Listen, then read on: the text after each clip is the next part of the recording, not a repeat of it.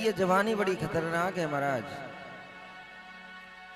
ये मनुष्य का मद, अभिमान बहुत बड़ा खतरनाक है, सबसे बड़ा शत्रु है हमारा। बार बार समझाते हैं, बार बार आपको कहते हैं, अरे मेरे पागलों, जीवन में सब कुछ पालोगे, लेकिन ये मनुष्य तन आपको बार बार नहीं मिलेगा। और बार बार हम भी आप ही से एक ही बात कहते हैं, अंत समय में केवल एक ही बात रह जाएगी आपके मन में। जब आपको पूरी पिक्चर दिखाई जाएगी पूरे पर्दे पर, उस समय आपसे कहा जाएगा कि बता भाई क्या कमा करके लाया है, तब हम कहेंगे अरे महाराज बहुत धन दौलत छोड़ करके हम बहुत कुछ प्राप्त किया। लेकिन वहां आपको सामने एक ही सवाल यमदूत रखेंगे कि अपने लिए क्या कमाई करके लाया है। तब जाकर के वहां आपसे पूछा जाएगा और आप कहेंगे महाराज हम तो बस वही कमाई करी। तो भैया वो कमाई हमारे काम की नहीं है। वहां तो जितना आप यहाँ राम नाम का धन कमा लोगे ना, वही तुम्हारे काम आएगा, बाकी का तो सब यहीं की यहीं धरा रह जाएगा मेरे प्यारे। तो यही हमारे जीवन का संदेह है मेरे प्यारे। और हम तो एक बात आपसे बता दें, जीवनम साध्ययम पंकारिसक्तः स्वधयम सकल्यान ववापै सर्वरक्षाणं करोत्वयं शुक्रः गजगंतरम चत्वध्यति। संसार सागर में कहते हैं कि जब मद आता है तो गजराज भी अपनी मद में मस्त था। वो स्नान करने के लिए जब एक नदी में पहुंचे तो वहां गज का ग्रहा ने पैर पकड़ लिया और हाथी को बड़ा अभिमान था, कहने लगा अभी इसको पता नहीं है इसने पैर किसका पकड़ा है। क्योंकि हर जगह का महाराज एक राजा होता है। अब पानी का राजा मगरमच्छ है तो वहां चाहे हाथी में कितना भी बल क्यों ना हो, वहां वह बलहीन हो जाता है। कितना अपनी शक्ति का प्रदर्शन कर लेगा, 1 घंटे 2 घंटे 1 दिन 2 दिन, लेकिन जीवन में ये सबसे बड़ा हम कार्य कर बैठते हैं। हम अपनी इंद्रियों को खुला छोड़ देते हैं, खुली छूट दे देते हैं। जब कोई बच्चा गलती करता है ना तो पापा डांटने लगता है तो माता श्री उसको गोद में छुपा लेती है। तो बेटा के मन में क्या होता है, मम्मी जी बड़ा प्यार करती हैं, पापा तो हमसे प्यार नहीं करते। मम्मी प्यार करती हैं, पापा प्यार नहीं करते। लेकिन पापा की डांट और पापा के प्यार का अनमोल जो एक समय होता है ना, और उस प्यार को समझने में 60 साल लग जाती हैं, 60 वर्ष लगती हैं पापा के प्यार को समझने में। और जब खुद पापा जी बनते हैं और जब पापा को हम जो समझते हैं, जब हमारे खुद के ऊपर बीतती है तब पता लगते हैं हमारे पापा सही थे। अंत में वो समझ सुनने को आती है जब ये मनुष्य का हीरा जैसा जन्म आपको मिला, अब इसकी कदर नहीं है आपको। शौक मौजों में लाखों रुपए उड़ा देंगे। वही कपड़ा तुम जब एक सादा दुकान से खरीदते हो और वही कपड़ा जब तुम मॉल में से खरीदोगे, अंतर क्या है? काम क्या है कपड़े का? कपड़े का काम केवल तन को ढकना है। कोई तुमसे कपड़ों की कीमत नहीं पूछता कि कहां से कपड़े लिए। लेकिन जब जीवन में राम का नाम नहीं लोगे तो वहां यमदूत जरूर पूछेंगे, भैया बता कितना नाम लिया। बाद में तुम शिकायत भगवान से करोगे तो भगवान ये नहीं कह सकता अरे पागल, भगवान तो कह देंगे मैंने मानुष तन तुझको हीरा दिया, तूने व्यर्थ गवाया तो मैं क्या करूं।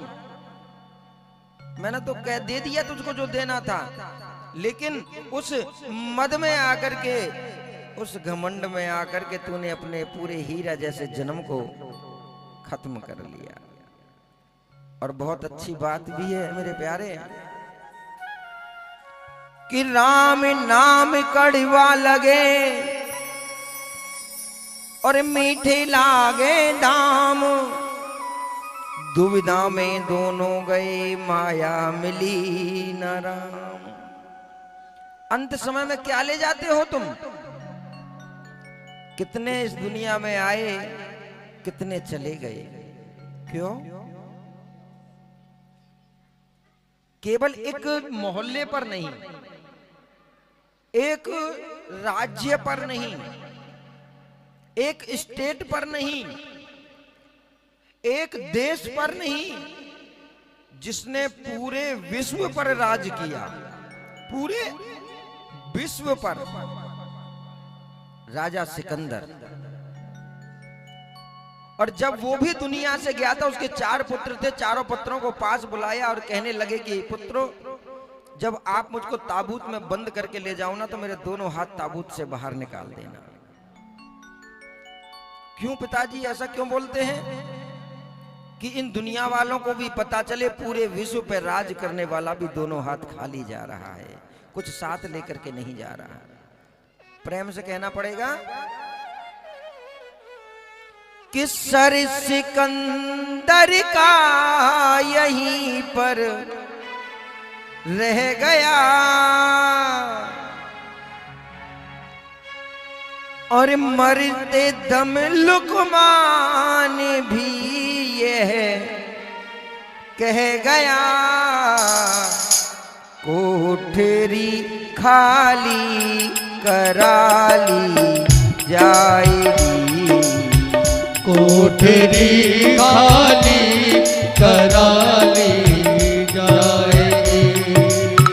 जब तेरी डोली निकाली जाएगी, जब तेरी डोली निकाली जाएगी, बिन मुहूर्त के उठा ली जाएगी, बिन मुहूर्त के उठा ली जाएगी। जय जय श्री राधे।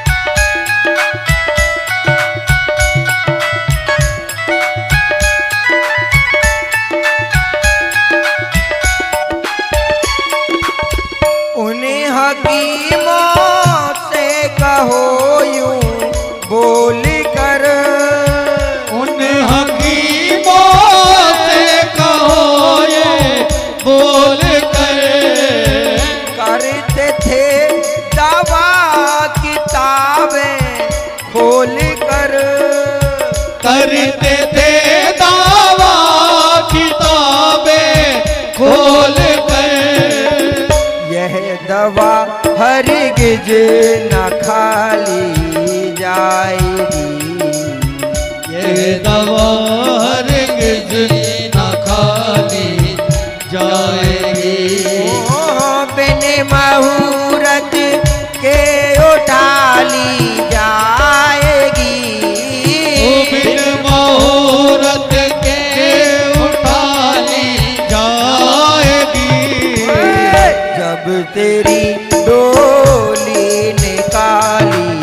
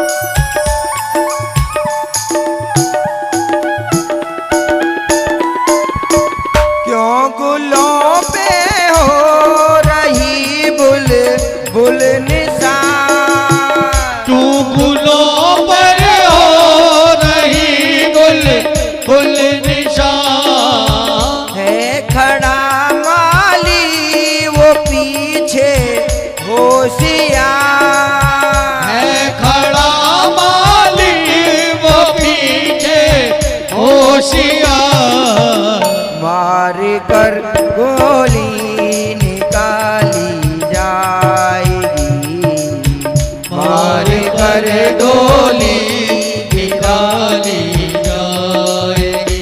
ओ बिन मुहूर्त के उठाली जाएगी। बिन मुहूर्त के उठाली जाएगी। जब तेरी डोली निकाली जाएगी। जब तेरी डोली निकाली जाएगी। जय जय श्री राधे।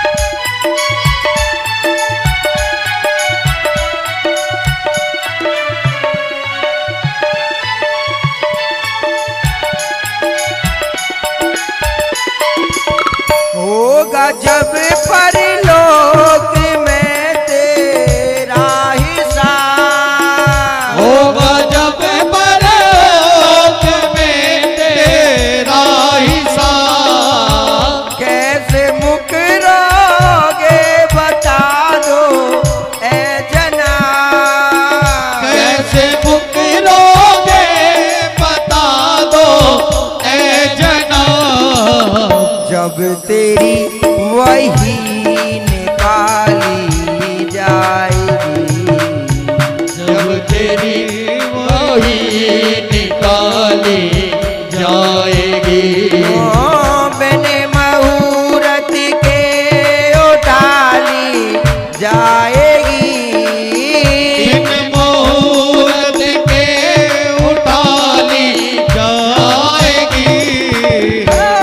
दोनों हाथ ऊपर उठा के ऐसे नहीं। जब तेरी डोली निकाली जाएगी। जब तेरी डोली निकाली जाएगी। जब तेरी डोली निकाली जाएगी। जब तेरी डोली निकाली जाएगी। ओ बिन मुहूर्त के उठाली जाएगी। बिन मुहूर्त के उठाली जाएगी। जब तेरी डोली निकाली जाएगी। जब तेरी डोली निकाली जाएगी। जब तेरी डोली निकाली जाएगी। जब तेरी डोली निकाली जाएगी। मेरा मम्मी, मेरा पापा, मेरा भैया, मेरे बीबी, मेरे बच्चे, मेरे रिश्तेदार, लेकिन होगा जब परलोक में तेरा हिसाब। और पूछेंगे बता क्या करके आया। मैं तो अपने बेटे को जिंदगी दे दी पूरी, अपनी औलाद को दे दी जी, रिश्तेदार कोई बुरा ना माने जाए उसको दे दी। फिर वहां करेंगे कि धर्म किया कि नहीं किया। अब आप लोग क्या सोचोगे, इनने क्या देखा, हम तो बोल देते हैं जी हमने तो किया। फिर जितने भी भक्त यहाँ बैठे सब कहेंगे अरे महाराज हमने तो पलनाल में बैठ करके कथा सुनी थी। फिर वहां पर तुमको नहीं दिख रहे हैं। गरुड़ पुराण में लिखा हुआ है, धर्मराज के दो पार्षद हैं। श्रवण वो आदमियों के कर्म देखता है और श्रवणी वो तुम देवियों के देखती हैं। अब यहाँ सब विराजमान है, दोनों श्रवण भी है और श्रवण भी है, श्रवणी भी है। अब वो दोनों यहाँ पर खड़े होकर देख रहे हैं कौन का ध्यान कथा में है और कौन सास की बुराई कर रहा है, कौन ननद की चुगली कर रहा है, कौन घर भर की बातें कर रहा है। वो सब सुन रहे हैं यहाँ बैठे बैठे। वही जाकर जब चित्रगुप्त को बताएंगे बही खाते में लिखा जाएगा। फिर पूछेंगे हाँ बता क्या किया, तो सब क्या कहोगे।